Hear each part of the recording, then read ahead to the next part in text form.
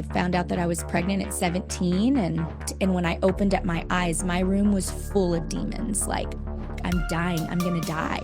I just knew it. I'm gonna die.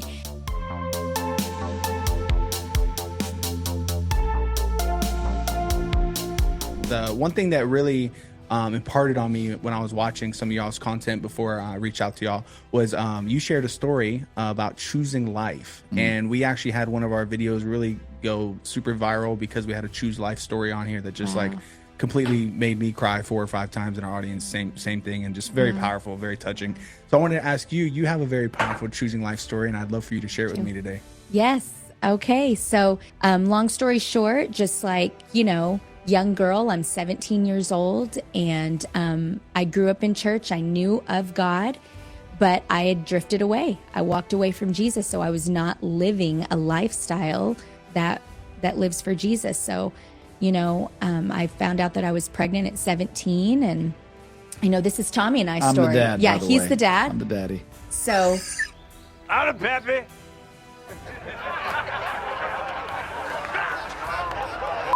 But we were two hot messes. Okay, so we sure. were not living for Jesus, No. and so we were living a promiscuous lifestyle. And so, it is what it is. For us to pretend that people can't have babies that way nowadays, you know what I'm saying? It's brainless.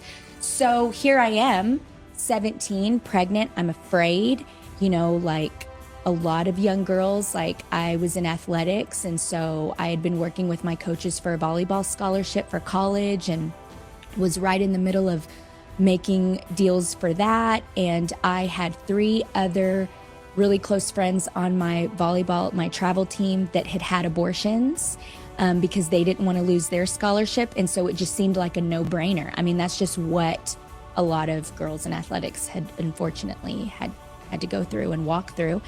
And so I thought, okay, I'm making the same decision. Like, I cannot go through this. I cannot lose this. I don't know what to do. And before even talking to Tommy, I had made up my decision. This was what I was going to do. And I remember calling and trying to make an appointment for this. And the lady on the phone was just, it really kind of creeped me out. And it was super eerie because she was just like nonchalant about it. She's like, well, if you're this many weeks, it's going to be this much money, and this many weeks, and the weeks started going higher and higher. And even then I was like, whoa, they do that late in pregnancy.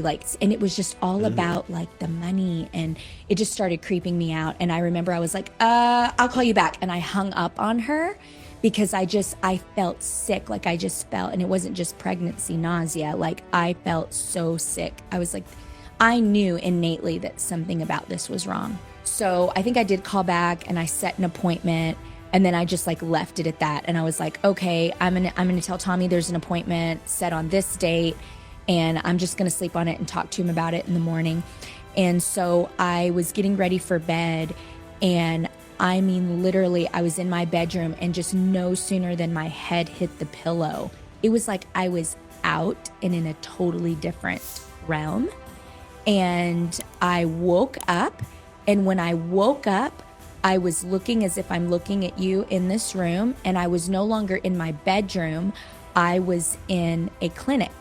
But when I looked down, I saw that I was hemorrhaging, and the bleeding was just really out of control. And I remember knowing in this vision, if you will, that I was dying. And then it was like I blinked, and when I opened up my eyes, my room was full of demons, like freak me out, full of demons. Like, I saw them all around the room. They were black, they were ugly, and there was this one large hooded figure at the foot of my bed with its hands out, waiting for the baby to come out. And it was like I saw the demons behind abortion, like the spirit of death, and it was just like awful. It just felt horrible. It was the most tormenting, scary feeling I've ever had. Sorry, I just remember that feeling. It was just like he just wasn't there, and I thought it was so tormenting. And I thought, I'm going to die. There's no way I'm going to make it through this. And just as soon as I had that thought, I thought, God, you can just help me. And as soon as I didn't even say it out loud, I just had the thought. And over to my right, like somebody just completely bust down this door. somebody just came in, the door busted down, and it was a blinding light on the other side of that door. And it was so blinding that I could just see a silver lining of a man, but I couldn't see who the man was because it was such a blinding light. And it was like the voice, the light spoke. I know that sounds really odd, but it's like that's what was happening. It was like a voice exuded from the light, and all I heard was, "They're mine." And that was it. When that voice spoke, "They're mine," every single demon in the place just completely obliterated. It was like they were gone. It was dust. They were nowhere to be found. Completely gone. It was like when the Bible talks about like in John chapter 1 that the darkness can't comprehend the light. It was like Jesus, the light of the world, came into that room, and his voice spoke through that light, and there was like vibration, and it just completely, all the demons exploded. I came up out of that encounter, and I was like dripping sweat in my bedroom. I was back in my bed again, and this overwhelming fear of the Lord was there, this conviction of God is saving my life. This is a warning. Not only will my baby die, but I will die if I go through with this. Like, God is warning me. And I was like, I don't want to die. I'm not ready to die. And then all of a sudden I felt this conviction. If your life matters, the life of your baby matters too. And so I was like, that's it. And I heard the voice of God. It was so internal, audible at that moment. And he said, if you choose to do things my way, I promise I'll always take care of you. And I was like, okay, I choose it. Your way, your way. Your way is life. Your way is life. And so I got up the next morning. It was a Sunday morning. That happened on a Saturday. It was a Sunday morning. And I remember I was like, I want to go to church. And that was not normal for me. I never wanted to go to church. And so like my mom was there, and I was like, Mom, I'm like, I think I'm going to go to church with you this morning.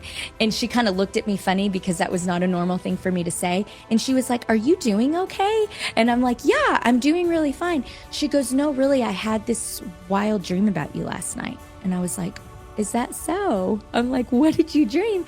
And she said, I had a dream that I was at work, and it was like in the middle of the week, and they gave me a phone call at work that you were at the hospital. It was an emergency, and I needed to get there quickly. And when I arrived, I looked into a window of this hospital room where you were, and I saw you, and there was a sheet over you, and there was just blood all on your stomach, your hips down. It was just covered in blood. And she said, I woke up out of the dream, and I just started praying for you. Like, God, I don't know what's going on with my daughter, but I just pray life over her, protection, all the things. And so I didn't tell my mom right away. I was really freaked out. And so we went to church that morning and had another confirmation. I went to church that morning, and the pastor was in the middle of prayer. And he's like, yeah, we have like a number of prayer requests. And at this time, I had not told Tommy. That was just the night before. So I had not had an opportunity to tell anybody about this encounter. And the pastor was kind of going through some prayer requests and calling for corporate prayer at that moment.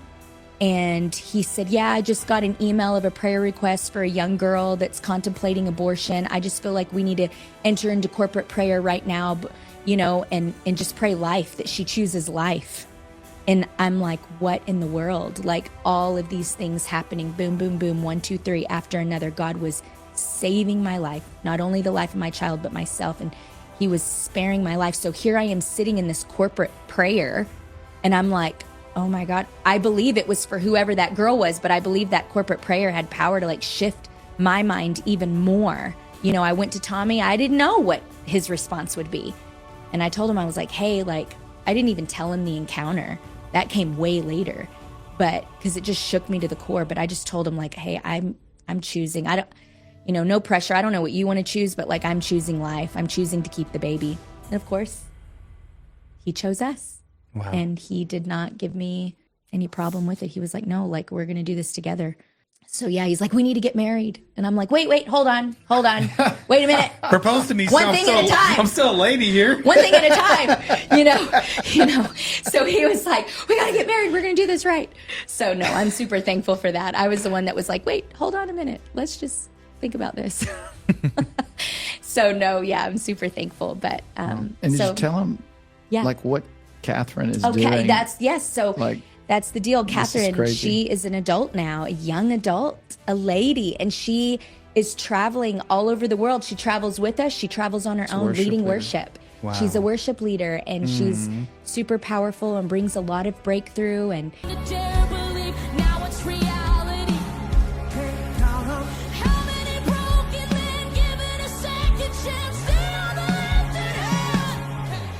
I never thought of this until you just shared the story. I thought it was kind of cool, though, that the very church that you were sitting in when Pastor said we need to pray for somebody right now who's contemplating abortion is the very same church that our daughter just got hired on to lead on worship. staff. She's like one of the main worship leaders there. Yeah. And I just had that thought when she shared that part. Just recently in San Diego, I mentioned that. I was like, I didn't even think of that. until full just now. circle. Wow.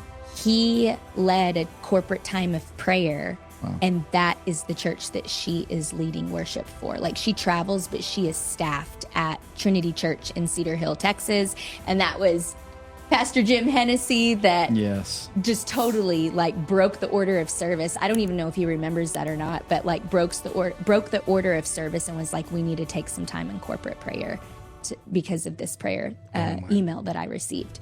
So yeah, like God's full circle, like he's so faithful. He's so faithful. And he did. Oh my goodness. So circle back, the promise, if you do things my way, I'll always take care of you. With every child, fast forward, we have 5 now.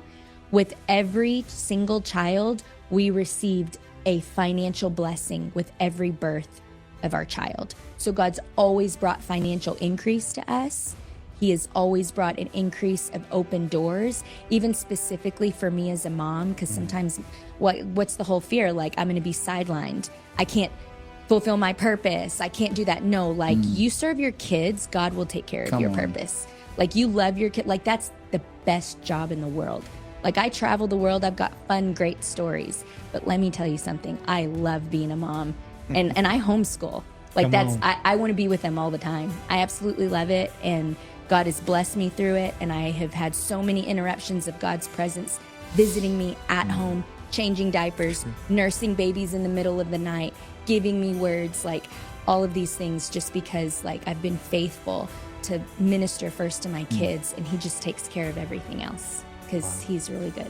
Thank you for watching this video. If you'd like to see the behind the scenes footage, bonus content, and connect deeper with our ministry, I humbly ask you to join us on Patreon. Patreon is the best way to partner with our ministry, and you get early access to so many of the cool things that God is doing in our ministry and all around us. All you have to do is go to the link in the description of this video, as well as if you wanted to type it out, patreon.com/ILikeBirds. And there you'll see different membership options that you can choose from, and whatever the Lord leads you to partner with us in, we truly appreciate it. So thank you so much for signing up, and I look forward to seeing you on the next video.